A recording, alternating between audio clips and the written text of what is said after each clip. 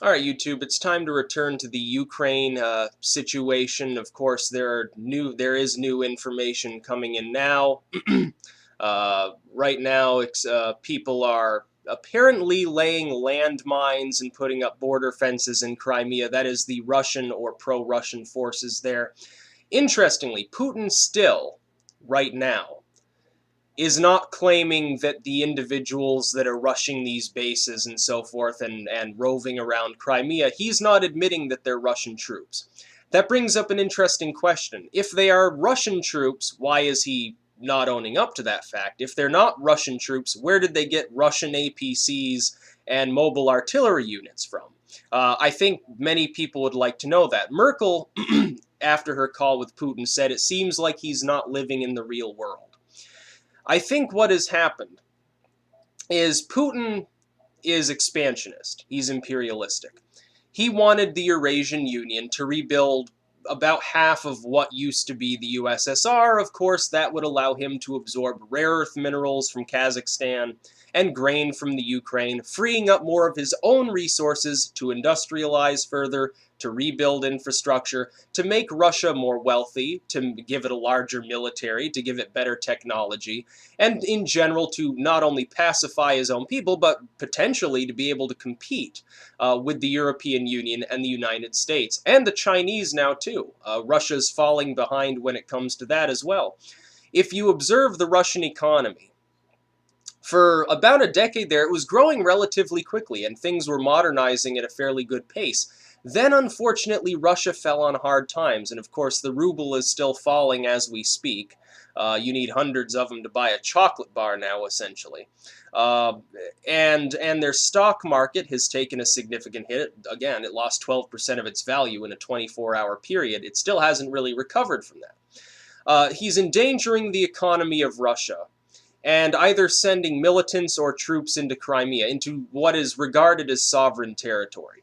What seems to be the case is upon realizing that the Ukraine had been taken over by Western, I think Putin originally just hoped that the issue would go away. Yanukovych would crack down, everything would be fine. Ukraine, maybe a piece of Ukraine would break off, but he'd have most of the country to deal with, and he'd have their grain supply, because most of Russia is tundra and mountains and alpine forests that are completely useless for growing things. There's not enough sun, there's no fertility in the soil, and it's too goddamn cold all year round. Most of Russia is completely useless for any real intent or purpose. It's Siberian wasteland, essentially. It's great for logging, and that's about it. And the softwood market is down, as opposed to the exotic woods market you'd get from Brazil or something, or Ghana. I think Putin realized that once the Ukraine sort of opted out of the Eurasian Union, there was really no point in continuing that, because what are the other two states in there? Belarus, not much there to capitalize on. It's like a smaller, less agriculturally refined Ukraine. And Kazakhstan, where he can get his minerals, but if he doesn't have that grain, what's the point? I think this enrages Putin. I think Putin is currently out of sorts and very truly enraged that his master plan, which would have made Russia a rebuilding great power, has been thwarted, and now Russia is doomed to either some sort of decline. Of course, they're technically in a recession already from this crisis because of their stock fall and because of the collapse of their currency. Oddly reminiscent of what people were predicting about the United States not too long ago. Or at the very most, remain stable, remain a secondary, an afterthought, essentially, remain backwards, technologically less literate than the Western world, militarily second place to the United States. I think Russia had hoped to revive the sort of imperialism and expansionism of the Soviet era. I think he longs for those times. I think now he's realizing that modern diplomacy, the way that it works, has changed. But his tactics haven't. He's a former KGB member. He's a Soviet-era individual. So he's relying on Soviet-era tactics in a world that has left that sort of tactic behind largely, except in parts of the third world that have tribal warfare and so forth. So his idea of building this almost confederacy of these economic systems and importing all of these goods into Russia to expand. I think he honestly thought that would happen and that the West was just going to sit by oblivious and not at least attempt to knock Ukraine off the list, which is clearly what happened. The Ukraine, number one, Ukraine already had a large amount of pro-Western sentiment. People weren't very fond of Yanukovych anyway. And number two, the West simply has far more disposable income to use to topple Eastern regimes, which I think Putin underestimated the West's willingness to do so.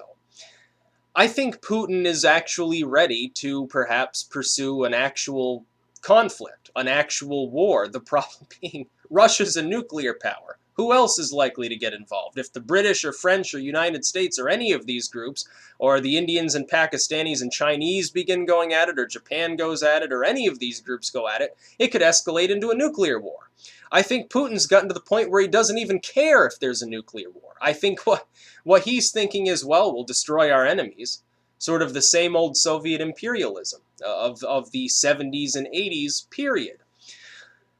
The hope is that Putin will regain some sense and he'll be left with Crimea, which is clearly, he's not going to leave Crimea at this point unless he's offered concessions, which the West is certainly not willing to give. The rest of Ukraine is not going to be entering into the Russian fold. At most, he'll occupy Crimea, because right now the Ukrainians, as we speak, are mobilizing hundreds of tanks and artillery pieces and planes and helicopters and also troops, numbering in the hundreds of thousands, I believe, and sending them to this Crimean region, the border with Crimea, and Russia's digging in. They're putting up border fences and apparently landmines, which Putin would not do unless he expected there to be an actual The very use of landmines is fairly uncommon now. It hasn't been done in Europe in some time. Landmines are seen with a very negative eye in the Western world. Most often you see them used in conflicts in Africa, possibly Latin America to a lesser extent, or parts of more impoverished parts of Asia. You don't really see them being deployed by Western groups because they don't want to deploy landmines, because after the war is over, kids wander out into a fucking cow pasture and get their legs blown off. So I don't think that he would be doing this unless he intended to have an actual fight. There's always the possibility that Putin's telling the truth, by the way, and that these really aren't Russian troops. The thing being, if they're not Russian troops, then the Ukrainians should feel free to go and completely destroy them, because Putin shouldn't mind if it's a militant group. He's already called out militant groups before because the Chechens do the same thing to him. Well, then he shouldn't mind the Ukrainians blowing their heads off. It's possible that he sold Soviet-era surplus APCs and so forth to some Crimean nationalist group. Is it possible? Yes, of course it is. There's also a report now, I'll refresh this as well, that the Russian military, or these militants, it's not clear who, put landmines, uncovered the main gas line into Crimea, and piled it full of landmines, and has roped off that area and parked armored trucks near it. The idea of sabotaging the main gas line into a chunk of land that is presumably, according to Putin, now going to be part of Russia, makes no sense. That gas line goes into Crimea. It doesn't go anywhere else. That particular gas line feeds the Crimean Peninsula. If these are Russian troops, or troops friendly to Russia, why on earth would they sabotage the gas line to the one chunk of friendly land that could potentially be entering the Russian sphere, or even become part of the Russian state? That makes absolutely no sense whatsoever. It's a fool's endeavor. It makes you think that Putin has lost his marbles. I think right now what people in the West are somewhat concerned about is that very real possibility. There's also a report now that Russia has withdrawn from all nuclear treaties, that they're not going to allow weapons inspectors in and so forth. This all sounds like preparation for a total war. It doesn't sound like preparation for, well, we're going to annex Crimea. Well, he's already in Crimea. He could declare it part of Russia now. He's already got troops there. Most of the people in Crimea apparently support Putin anyway, and nobody would really do anything. There'd be sanctions. and all of the things the West has already talked about, those are going into play anyway, though. So why would Putin care? He's already got those losses that he has to deal with. As long as he's got Crimea, if that was number one as far as he planned to go, and number two, the people there were relatively friendly to the idea, it wouldn't make any sense to sabotage the gas lines there. I think what he's preparing for is the eventual assault by Polish and Ukrainian and Baltic troops into Crimea to drive these people out, whether they're Russian soldiers or not, and or the plans that Putin may or may not have to reinvade parts of the former USSR, which would almost certainly spiral into a nuclear conflict. You can see that being a possibility. So again, I think the Western world is hoping that Putin is just dick-wagging, but again, Putin is not Kim Jong-un. When you have a small insular state like North Korea that's run by a bunch of uber-nationalists and crazy folk, you expect them to say things that don't make sense. You expect them to do things that don't make sense. You expect them to threaten their neighbors. You expect them to execute people and do all manner of crazy things. Putin is not known for doing these things. Putin is not known for being crazy. He's not known for being even particularly a warmonger. I think he prefers the proxy wars, which is what the West does as well. Most often now, you don't have these large powers actually having combat with each other. You have a proxy war. Who's the proxy in Ukraine? There are no proxies to send into Ukraine. There are Russian troops and small militant movements that could never overrun the Ukrainian military. He has no proxy. By moving into Ukrainian soil, he can't use a proxy scenario to wage war in Ukraine, nor could he do this in any other part of Russia. He might be able to get some of the Balkan states to fight one another for his own benefit, but Ukraine, who surrounds the Ukraine? Poland. Poland's an ally of, they've already backed the new government. Belarus. Belarus doesn't really have what you would consider a modern standing military. They're useless. The Romanians don't give a shit. Moldova? None of these groups are going to attack Ukraine on behalf of Russia, acting as a proxy state. That leads me to believe that Putin is the one who sent the troops in. They are Russian troops, and he's essentially waiting for an opportunity to wage full-scale war on the Ukraine. Of course, if he does that, at the very least, NATO has no choice any longer. It will defend the Ukraine, and it will escalate into a major conflict. At the same time, I'm sure that the Chinese will be more than happy to attack Japan. Meanwhile, the Vietnamese will probably attack the Chinese. India and Pakistan will probably go after Kashmir. The Chinese will probably do that too. Asia will explode into war. Europe will explode into war. You'll see proxy wars flying off the handle all over the world. It's a true world war scenario that I think people have to realize. It wasn't that long ago since World War II. That was the 1940s. That's not very long on a human scale. The only difference now is there are nuclear weapons, but I think the mutually assured destruction era, I believe, will end when one of two things is clear. Either a dominant power will rise by using its nuclear weapons to obliterate the competition and become the world power, or it will become clear that no major nuclear state is truly willing to press the little red button. When either of these things happen, mutually assured destruction goes out the window, because either the large nuclear states will not be willing to use nuclear weapons and will simply fight one another conventionally, in old-time war with guns and planes and cruise missiles and so forth, and it will become clear that no individual large nuclear state, the British, the French, the United States, the Russians, the Chinese, to a lesser extent India, Pakistan, and North Korea, it will become clear that none of them are willing to use their nuclear weapons. They're not willing to be the ones to fire the first shot. Well, then mutually assured destruction means nothing.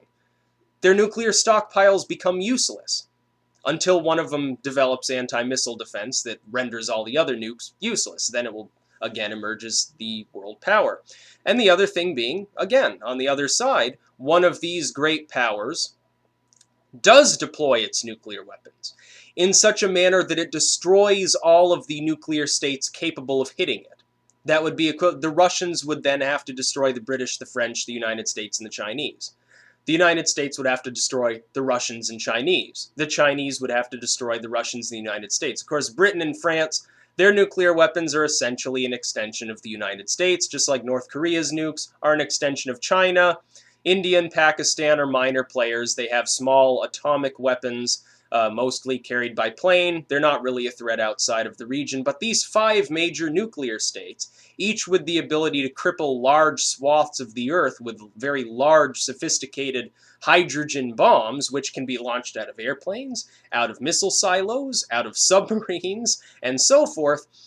If any of these powers, particularly the US and Russia, the other 3 don't have enough to really destroy either of them, either the United States or Russia. If it becomes clear that they're willing to do it, mutually assured destruction no longer matters and there will be nuclear war. If it becomes apparent none of them intend to use nuclear weapons, mutual assured destruction is useless, and conventional warfare will reign, in which case I believe the West would win handily, simply because of naval projection. Italy is second place in the world when it comes to the overall number of aircraft carriers. The United States has 10 of them. Russia has 1. China has 1.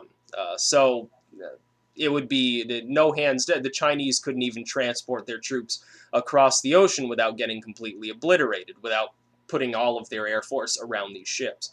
However, the crisis in Ukraine, we can hope it doesn't spiral into a nuclear war at least, but it looks like there will be at least some conventional warfare going on. It looks like the Ukraine is going to become a battleground. Thousands of people will die, same as it ever was before. Putin may or may not have completely lost his marbles. Either that or he is truly going into Kim Jong-un mode, having a tantrum, and he intends to wag the size of his dick at the Western world and do nothing. Essentially annex Crimea and make a big deal of it and declare it a major Russian victory for the benefit of his own internal propaganda. So let's hope that's the case and Putin calms down and says, well, Crimea, welcome to the new USSR because you are now trapped here, essentially, and deports the Tatar minority, and Russia will once again be white and right-wing and nationalistic. And it'll be all peachy keen, and these several million people which get deported, well, they're just casualties of war, send them to the rest of the Ukraine. A sad state of affairs, but it is boiling. Currently, it was simmering a week ago. Now this conflict is boiling. So not to be alarmist, but yeah, if you wake up and you see your